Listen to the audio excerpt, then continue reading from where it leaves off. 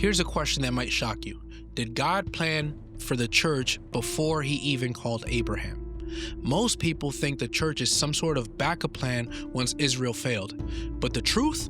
The church was always part of God's mission from the very beginning. It's not a replacement for Israel. It's the fulfillment of Israel's promises woven into God's plan to reach the world.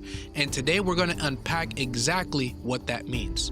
But if it's your first time here, my name is Jonathan, and welcome to Everyday Discipleship, where we help you think biblically about culture, the church, and God's word. And today we're diving into why the church has always been God's plan. So if you're getting any value from this channel, please do me a favor, hit that like button for the YouTube algorithm, consider subscribing to this channel, and share this with a friend who might enjoy this content. Let's get into it.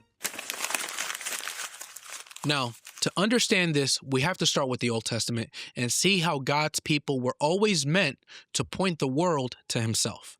Then we're going to look at the New Testament and see how Jesus fulfills Israel's promises, forming the church, a people made up of both Jews and Gentiles. So number one, God's plan from the beginning. When we read the Bible carefully, it becomes very clear. God's mission to redeem the world has never been about starting over after Israel failed. It was a plan unfolding through Israel. Take Abraham, for example. God promised him that through your offspring, all the nations will be blessed. From the very beginning, God's intention was global. It wasn't just about Israel. Now think about this practically. God didn't create Israel to exist in isolation, like some sort of exclusive club. No, he created them to be a light to the nations, a people through whom his glory will be revealed. Fast forward to the New Testament, the church steps onto the stage as the fulfillment of that promise. And here's something that many people miss. That word that is used for church, ekklesia, appears in the Greek Septuagint to describe the gathered people of God in the Old Testament. So even before Jesus walked on earth, God's people were always seen as a called out assembly. So if the church isn't a replacement for Israel, what is it? Let's dive into that next. The New Testament doesn't abandon Israel. Instead, it shows us the promises that God made to Israel find their ultimate fulfillment in Jesus and then the church. Look at passages like Romans 9 through 11, Galatians 3, 1 Peter 2. Peter and Paul used language that was used for Israel, covenant blessings, being God's chosen people, to the church, which is now made up of both Jewish and Gentile believers. Think about it this way. If Israel was meant to reflect God's glory to the nations, the church carries that same mission forward. It's not a separate mission for Gentiles alone. When Gentiles become followers of Jesus, they are grafted into God's people, joining the promises that God made to Israel. Picture a tree. The roots are Israel. The trunk is Christ, and the branches now include believers from every nation, tongue, and tribe. And God is expanding, not replacing. So comment below if this changes the way you think about the relationship between Israel and the church. But how do we know that this just isn't an idea or a figment of my imagination? The Bible actually gives us clues through its words and its phrases.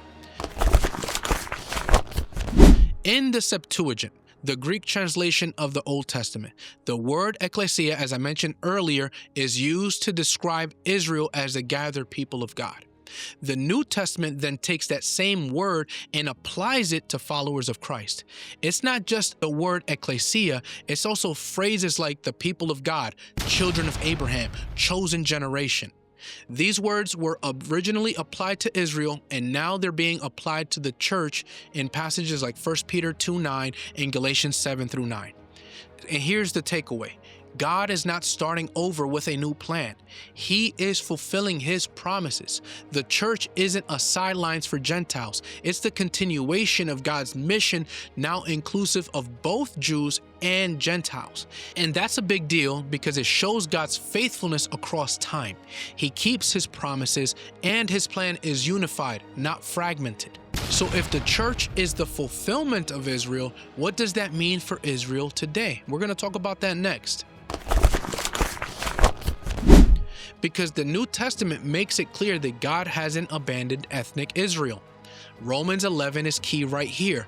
Paul describes Israel as a tree with some branches that were broken off, but the root, the promises, and the covenant of God remains.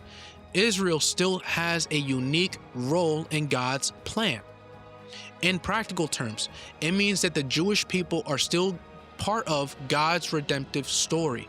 God's promises to Israel haven't failed. They are being fulfilled in Christ, and the church is now included in that unfolding story.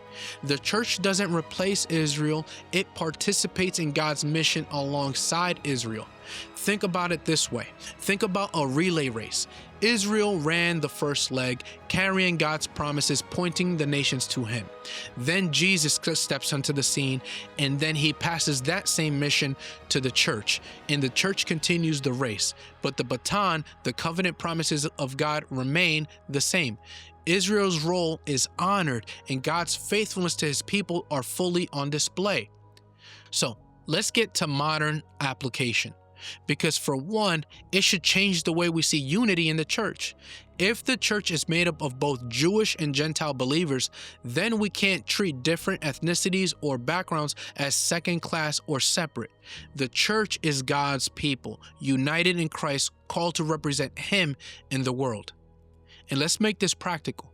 Imagine a city council meeting where every member is chosen for their unique gifts and perspective.